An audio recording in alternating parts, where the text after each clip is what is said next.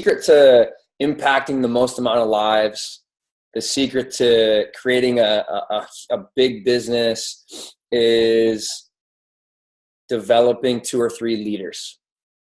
If you can find 2 or 3 people that believe in the products as much as you, that believe in Beachbody's mission as much as you, that want to stay accountable to their own mental and physical health as much as you, if you can find 2 or 3 people that want to build a team of big-hearted people that want to help a bunch of people, if you can find 2 or 3 people that can be those leaders and just have that belief and that love, like you're going to be able to help so many more people than you can on your own. And there's a direct correlation with the financial side of things too, as far as how many people you're helping. So that's the secret, and like, I get people that are like, dude, like, cut the fluff. What's the secret? And I tell them to find 2 or 3 people that are leaders, 2 or 3 people that are going to build a team of coaches that want to run with them to the point where they don't even really need you anymore. Like, you still connect and you talk and you feed off each other's energy, but they're like able to kind of do their own thing and lead their own team and run that thing. Right. So the catch though, with that secret, the catch with trying to find those 2 or 3 leaders is they're usually, typically they're going to be people that are going to have to sit back and observe and watch for a while. Sometimes, coaches get lucky and like, their first right out of the bat, they sign a coach and that coach is one of their like 2 or 3 leaders. But most of the time it's usually people that end up signing up when it's their second year as a coach. Like, the people that I talk to, all these elite coaches, and I always ask them, like, how many leaders you got on your team? And they're like, I got like 2 or 3 and someone got 5. And I ask them, okay, cool. Like, when did those people sign up? Like, how long had you been a coach before they joined? And it's always after the first year. And so I go, usually the way I ask the question is like, how many of those leaders did you find in your first year as a coach? And it's almost always none. Sometimes it is, but most of the time it's not. And I think that's the catch with the business is you got to be on this journey with your mental, with the personal development and the physical, with the nutrition and the fitness for you. For you. You got to be on the journey for you, not for the business. Because a lot of people they're doing the journey because they're trying to build a business, and people can see right through that. You got to be on your personal development and your fitness and nutrition, because that's the kind of person that you are. That's the kind of person you want to be. That's the kind of life you want to lead, right? And that's like, I'm doing this and I'm doing this. And if you want to be a part of it and you want to be on that journey with me, awesome. And if you don't want to be on that journey with me, awesome. But this is the journey I'm on. I'm on this thing, right? And then if you stay consistent with that journey and that lifestyle for 6 months, people start to really take notice and they start hopping on board. If you stay consistent with that journey for a year, you get a whole other group of people that you never thought would have joined you. They start hopping on board. And that's like when this business starts to take off. That's when you start to develop those 2 or 3 really good leaders.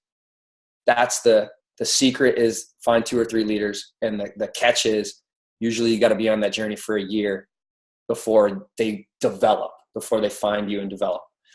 So, I'm wondering, why do some coaches stay with this thing? Why do some coaches stay consistent for that full year and some don't? And are any of you guys like a visual learners? Has anyone ever heard me talk about the escalator? Probably. Oh, you guys. All right. I'm gonna save that then. But all right, I'll tell you. All right. Kerri's like, tell the story.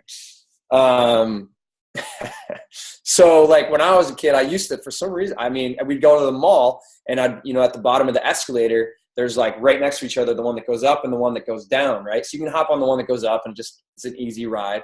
But I would like to try to run up the one that was going down just because it was fun, it was like a challenge and you weren't supposed to do it. So I wanted to do it. That's what the business is like, right? Like you get on, you're excited. You're like, I'm going to do this. You're kind of like laughing. You're like, this is so fun. Like, I'm so excited. You get on, you're running full speed, right? And you're inviting and you're following up and you're on your own journey and you're posting on social media and you're excited. It's that initial excitement's great. Just like when you first start running up an escalator that's going down, you're excited. But then you're running full speed and you're inviting like crazy, and you're not moving up the escalator as fast as you want, and people aren't saying yes as fast as you want, and you're not selling as many challenge packs as you thought, and it's not moving, and you get exhausted, or you get tired, or you get discouraged, and you're like, this is too much, and you take a break and you stop. And just like on an escalator, you go all the way back down. In the business, when you stop, everyone sees you stop, and you lose all that credibility, all that momentum, and then you have to start all the way at the bottom again. And they got to start watching you again, because what they're going to do is when they say no to you, because a lot of coaches are afraid of no, but what you got to understand about no is it just really means not yet. It really means you've planted a seed, and now they're going to watch you like a hawk. And they're not going to like anything you post, a lot of them, and they're not going to comment on anything you post.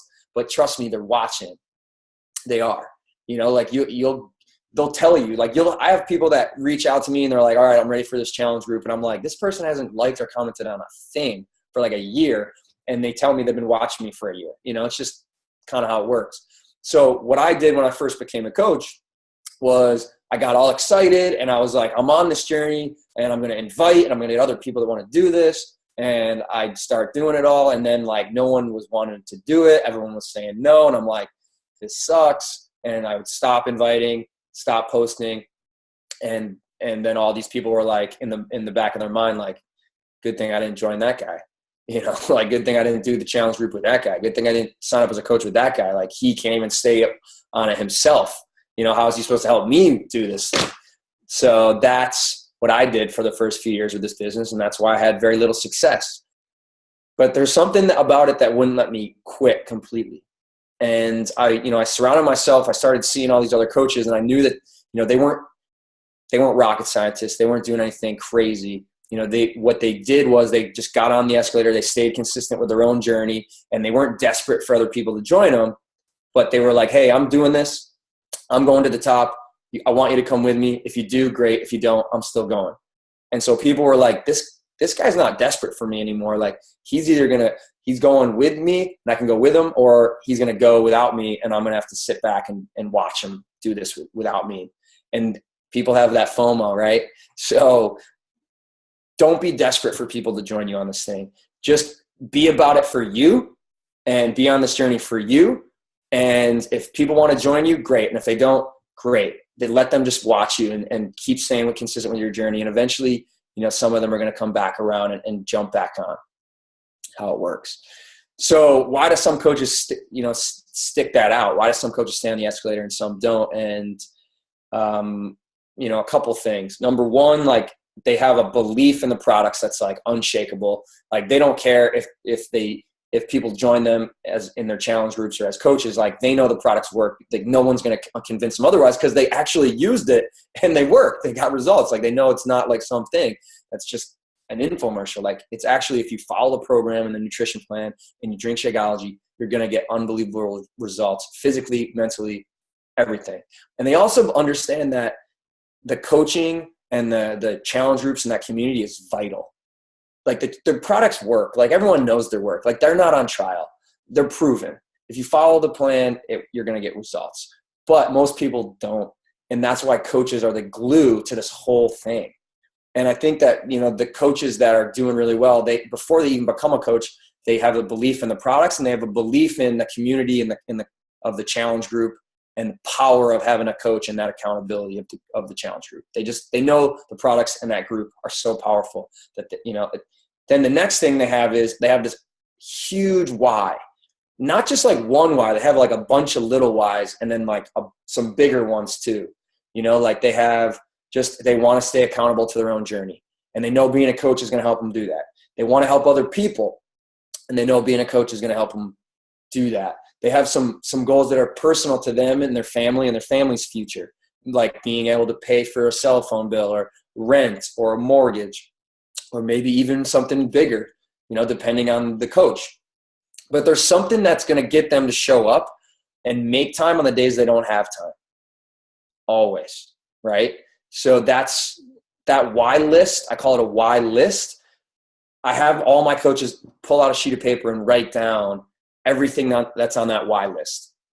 Because I think we get in this habit of looking at what other people have or what we will love to do. And we say, oh man, like that would be so cool to be able to do that, but it's just not in the cards for me. And I try to get them to reframe that and say, I can't do that yet, but I will be able to. And I'm going to add it to my why list. And that's going to fuel me. So they're always like adding new things to that why list. They got a whole bunch of things on there, but they leave some blank space at the bottom, you know, to add some new stuff. And when I say small stuff, I mean real small. Like add that, like my coach that said she wanted to be able to afford the expensive soft toilet paper. You know, I was like, add that shit to the list, right? Like, and then all the way up to the big, like, you know, they wanted to be able to do this full time and have the freedom to do this as like a career, as a living, right? So, and then anything in between. I think a lot of coaches, you know, their why is something they think about when someone asks them what it is. And you're not gonna do well with this if you're only thinking about your why when someone asks you what it is. If you're thinking about your why all the time and you know you write those things down and you're looking at it every day, that's the fuel that's gonna get you fired up and rock this thing. So that's what I'm having my coaches do, like one of the first things. Because if they don't have that why fuel, they're going to run out of fuel. They're not going to make it to the top of that escalator. Because once you stay on that escalator long enough and you find those 2 or 3 leaders, now you're on flat ground, running full speed, and this business just explodes and you have just so much more fun, right? So having that why and that why fuel is so important. The other thing is the belief. Like if you have this great why and this great why list, but you don't really like believe the things that Kerri's like telling you should be doing, you're probably not going to stay on the escalator, right? But if you have this crazy strong why and all these things on your why list, and you really believe the things that Kerri's telling you to do every day is actually going to get you to everything on that why list, then you're going to stay on that escalator long enough for those leaders to start to show up and run with you on this thing, so you're not just alone anymore. You know, once you find that first really good leader, now there's 2 of you that are working together to help people. And so you're helping more people. And then you're going to find that next leader even faster. And then there's going to be 3 of you working together to help more people. And you're going to find the 4th leader even faster. Right. So that's part of being on that escalator. But if you don't understand like the little things you're doing every day, it's inevitably going to get you to that point. Then you're not going to do those little things. And the way I kind of help my coaches believe that is, I kind of reverse engineer it. So, you know, the big picture, the secret, we talked about that, you know, finding those 2 or 3 leaders that want to do this with you. And before, you know, like those, they don't have to be personally sponsored either, by the way. Like you could have a coach come in that, you know, is kind of into it and they bring someone in that's just ready to run up an escalator with you. Then that's where your time goes. You work with that person that really wants to run with you. So those 2 or 3 leaders, they don't have to be personally sponsored. That's another cool thing. Right. So, but where are those 2 or 3 leaders usually going to be coming from? They're going to be those people that have those 4 things we talked about: the belief in the products, the belief in the power of a challenge group, the why, right? And the belief that the things they're doing every day are going to get them there. But they got to have those first 2 things, right? The belief in the products and the belief in the power of a coach and the power of a team, of a community, of a challenge group. So those 2 or 3 leaders you're looking for, they're going to be people coming out of challenge groups. All right. So how do you get people in challenge groups? Vital behaviors.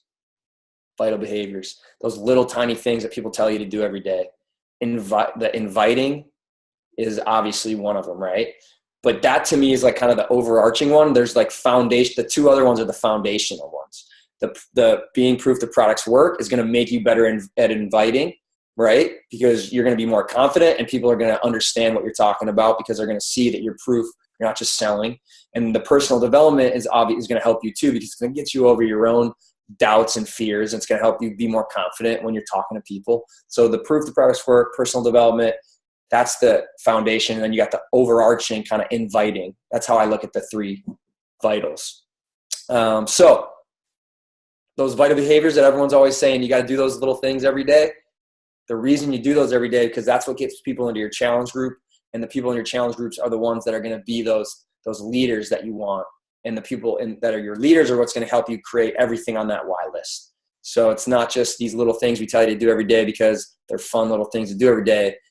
They're the things that are going to make this whole thing work. So now the coaches have this strong, powerful why, and they understand exactly how they're going to get there, and they have that belief. And now you put those two things together, and you're going to stay on an escalator. And that's where it's fun being on an escalator, you know. It's a lot of, it's exciting. But yeah, that's the mindset piece, and that's 80% of the battle.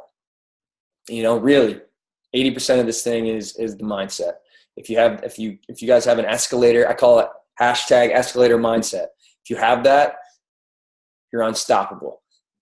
To me, when I finally got to that point where I was like, I'm getting on this escalator and I'm not stopping. This is my lifestyle. Like, I want to be physically and mentally strong. I want to be a freaking badass, and I'm not getting off this escalator. I don't care if someone tries to rip me off this thing. I'm not getting off. Like, I'm not getting off this thing. And I know other people are going to join me. I know it. And if they don't, I'm staying on it without them, because this is just who I want to be. I want to be like, this is my life. You only get one shot at this thing. And as soon as I got back on that escalator and said, I'm doing this because I'm never getting back off this thing, that's when people started to watch. That's when people started noticing what I was up to, right? So if that's the mindset that you got to have with this thing. And it's not like you got to be perfect. Like, I'm eating healthy most of the time. I'm eating clean most of the time, right? Like, I'm reading personal development every day. Not most of the time, every day. That's you got to be perfect with that. That's the one thing you got to be perfect with, right? Some of you guys are like, oh, brother. But no, I'm telling you, like, that's the number one thing. That's my number one tip, is like that personal development. Learn to work harder on yourself than you do on anything else, because if you do that, you're going to have more to give to others. So that's the number one thing. That's the mindset, right? So then I'll, you know, once the coach has that down, then it's like, all right, you got that big picture mindset. You know how this thing works. It's inevitable you're going to find those people. The only way you're going to mess this thing up is if you stop, is if you take breaks, is if you quit on yourself, if you quit on your own journey. It's the only way you're going to mess this thing up. You don't have a boss that's going to tell you that you're going too slow and you're not doing well enough and you're going to be fired. Like, no one's going to tell you you're fired, because you are the boss. You are your own boss. You are the CEO of your own business. That's the cool thing about it, right? So the only way, there's no time limit on this. No time limit. Pretty cool, huh? I like that. I like not having to have a boss. It's pretty cool. So that's your mindset, right? And then I go into the skills, and I don't think the skills are, you know, they're not rocket science. I could teach these skills to like an 8th grader, you know, like, but here, so there's 5 skills that I've developed, and 5 skills I teach my coaches. And I tell my coaches, I say, stop looking around at what other coaches are doing and thinking that you got to be doing something over there, or what the person over there is doing. Master these 5 things, and you're going to rock this business. You can master these 5 skills, and then you can teach these to your coaches and get them locked in with these 5 things. You're going to rock this business. You guys ready for the 5 skills? Okay, cool. The first is getting comfortable and getting better at sharing your journey on social media. So you got to be on a journey, right? You got to be doing your personal development every day. Can't miss that. Got to be doing your workouts. You're going to, you miss a workout here and there, but don't miss 2 days in a row, and never miss a Monday. Those are the rules. And then the clean eating, like, that's cleanish. You can slip up on your eating here and there, right? But you got to be on that journey and sharing that journey on social media. I try to share, like, things from the things I'm reading, little things that stand out to me in my personal development. I try to share those things. I try to share some things from my fitness journey, from the workouts and recipes, nutrition side of things. I try to share, just other things in my life, things I'm interested in, sometimes like weird things that show I have a weird sense of humor. And then, like, what happens is you attract people that have the same sense of humor to you as you do. You attract people that, that are interested in the same things that you're interested in, as far as the things that stand out to you in your personal development. if you can attract people that have the same sense of humor as you and like the same things that you do as far as personal development, you got somebody that you can run with.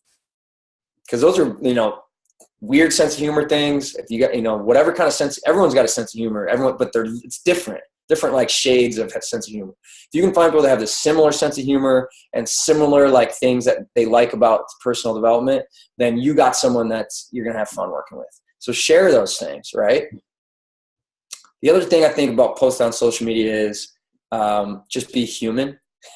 Like, don't try to be a robot. Don't try to be perfect, because I'll tell you a quick story. I don't know, you guys might have seen this video, but I was at this event with Eric Worre, he's the guy that wrote the book GoPro. He's the one that runs the GoPro event. He's the man. He's like one of my like mentors that I love everything he does. I was at an event he did in Orlando, and he had us go around and connect with like just a random person. And he said, go up to that person and share, why you're so excited about your opportunity. Just go up to them and be like, just tell them how excited you are about, what makes you so excited about your products and about the business side of things. And so, we found some random person and we went up to them and we were just told them how excited we were and why we like the products, why we're so in love with that, why we love the business, like what was that was going to do for us, and blah, blah, blah, blah, right? And, that's what most Beachbody coaches do on social media. That's all they do, is go up there and just talk about how excited they are about their products and how excited they are about their opportunity and what it's going to do for their life and all that stuff, right? That's what we do. That's what 99% of Beachbody coaches do. Then he made us all sit back down, and he had a couple people, we raised their hand, and he called on a few people, and he's like, all right, how did you feel? Like, what kind of connection did you feel with that person? And almost everyone that raised their hand and shared was like, didn't really feel anything. Seemed like a nice person, seemed really excited, but didn't feel like there was any connection with them. Not someone I really had any interest in kind of continuing on a conversation or relationship with, but a nice person. Everyone said that. So then he made us stand back up and he said, all right, go find someone else to talk to. And so we found someone totally new that we never met before, had to be a complete stranger. And this time he made us share why we were doing what we were doing. Like, not the positive side of it, not like what was going to happen if we did it, but what were some things in our life that we wanted to change about our current situation, about our current circumstances? What was the pain that we wanted to fix, that we wanted to overcome? And we shared that. And we all sat back down, and he had people raise their hand. He called on a few people. He said, how did that feel? What kind of connection did you feel? And they said, I felt so connected to that person. I felt like I knew them. I felt like I had known them my whole life. And they were someone that I want to continue a conversation with. And I want to know more about that person. I want to continue that relationship and build that relationship. So that is what nobody really wants to do that, though. Nobody wants to go on social media and post about the pain. No one wants to go on there and post about what they don't like and the things they want to try to overcome and fix. But that's how you connect with people. That's where the connection happens. And then once you have that connection and that relationship, and you really have that sense of like you really get to know each other, they're going to be willing to listen to why you're excited. But if you only show the excited stuff, you're never going to make that connection. You're never going to build that relationship. So that's the first skill, and I can go on about that. But that's the first skill, is just getting comfortable with sharing your journey on social media and connecting with people that way. The second skill is connecting with new people each day. So like going on social media and finding new people to add as friends, or if you're on Instagram, finding people that way, or whatever it is, wherever you're connecting with new people, wherever your like leads are coming from. That's, I think, one thing that separates really successful coaches is, they have a lead, a way of finding new people, connecting with new people each day, getting new people, eyes on their journey, and new people to start that conversation with. Third skill, inviting. Whether, you're doing a little 5-day free group, If you don't do 5-day free groups, you don't have to. But they seem to really work because you're adding value to people for nothing. That's a great way to gain trust. Great way for them to see that you're someone that, loves working and helping people. They get to know more about you in those little free groups. But if you're not doing that, that's fine. I mean, but really, inviting people to that challenge group experience. When I'm inviting someone to a group, it's pretty simple. I just message them and I say, hey, I think it'd be fun to do a 21-day challenge together if you're up for it. ? Hey, I think it'd be fun to do a 21-day challenge together. Like I don't like write them a novel. I just throw that out there.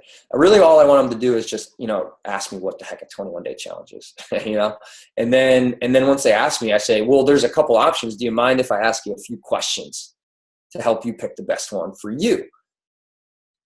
And if they ask me how much it costs, I say, well, that depends. There's a couple options. Do you mind if I ask you a couple questions, about your goals and what are your obstacles, and then the third step of the invite is then asking them those questions to dig deeper on why they're doing this, why it's important to them beyond just, I want to lose 10 pounds. Cause that's not good enough. I want to know why they want to lose 10 pounds. Right. I want to know what's been their biggest struggle. Where's the biggest obstacle? So now I think because I'm asking these questions, they can tell that my job, and you guys should know this too, like your job is not to sell challenge packs. Your job starts once they commit to one of your groups. So your job doesn't start or, doesn't end when you sell a challenge pack. That's when your job really starts. It's when you really get to work. And I think when you're asking people these questions, they start to realize that, you're in this not to sell. You're in this to really give them an awesome experience in your group once they buy that challenge pack. So the fourth skill then lead right into that is, giving your people an amazing experience in your groups. That's the foundation of my business. That experience I give people in the group. I'm in there connecting with them, helping them, chatting with them, supporting them, making it fun, right? The more you guys fall in love with the experience you give your challengers, the more likely people are going to be to join your challenge groups because you're going to sell more challenge packs. You're going to get more people into your challenge groups because you really love that experience. And the more you fall in love with the experience, the better the experience, more of your people are going to want to become coaches. And the better the coaches they're going to be because they're going to give the same experience to their people that you gave to them. So that fourth one's big. Fifth skill is then introducing your challengers to the coaching opportunity that you think you'd want to work with, that you think would love being a coach. And there's a little, 3-step invite for that too, to help them get the discount on Shakeology and see if they're interested in taking a look at what coaching's all about, or whatever you guys do to introduce your challengers to the discount or to coaching. So those are the 5 things. If you can get comfortable with those 5 things, and then if you get a coach of your own, don't freak out and be like, oh my God, I don't know what to do with my coach. Just all you got to do is get your coaches comfortable with those 5 things. And I ask my coaches on a scale of 1 to 10, where are you at with posting on social media, sharing your journey on social media? Hopefully let's get you to a 7 or an 8. And if they're not comfortable, let's figure out why and let's get over that hurdle. Number 2, adding new people, connecting with new people each day. How you feel on that? Like, are you able to do that? It's not just number of people. Like, are they quality? Like people that you have things in common with that you really feel connected to. On a scale of 1 to 10, where are you with that one? Number 3, inviting. Well, how do you feel about that invite process? Like really digging deep and helping, connecting with people and showing them they're not just buying a challenge pack, they're buying you. Number 4, like, how do you feel about that experience you're giving your challengers? Scale of 1 to 10. Number 5, introducing your challengers to coaching. How do you feel on that? Like scale of 1 to 10.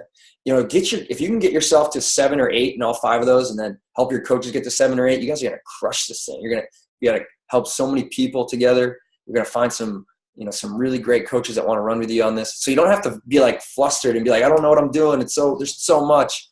It's not. If you can just figure those 5 things out, get comfortable with those, and help your coaches get comfortable with those 5 things, boom.